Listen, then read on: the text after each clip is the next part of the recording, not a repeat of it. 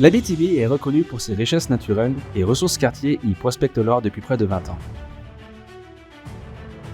Stratégiquement positionné sur la faille Cadillac, on explore ce qui pourrait devenir le prochain camp minier aurifère au Québec.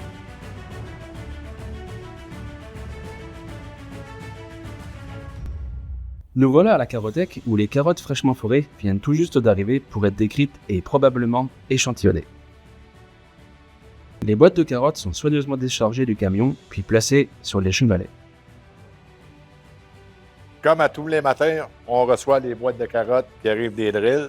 C'est le chiffre de hier, de jour et de nuit. On les met sur les chevalets. Et ensuite, mon Pat, il va toutes les ouvrir.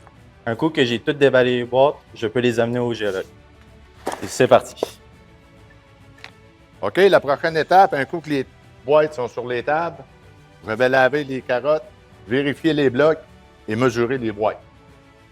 On est maintenant à l'étape du logage, qui consiste à la description des unités géologiques et à l'échantillonnage des zones minéralisées. On commence par prendre des photos des boîtes de carottes par rangée de 4 pour pouvoir les examiner en détail.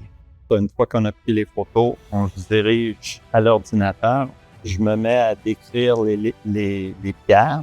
Ils mettent un nom à la pierre. Ils mettent la couleur, la granométrie et les structures. Si il y a des veines et de la mineralisation, je vais identifier ces zones-là, quelle sorte de veines il y a, si c'est des veines de quartz et carbonate, parce qu'il y a de la mineralisation dedans, et le mettre dans un logiciel.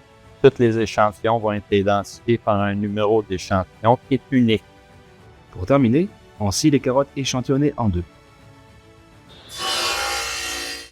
Une moitié est envoyée au laboratoire pour analyse de l'or, tandis que l'autre reste dans la boîte comme témoin. Chaque échantillon envoyé est soigneusement étiqueté pour garantir sa traçabilité. Quand j'ai terminé, je ferme, on envoie ça au labo. Ne manquez pas la prochaine capsule vidéo au laboratoire, là où on révèle le potentiel.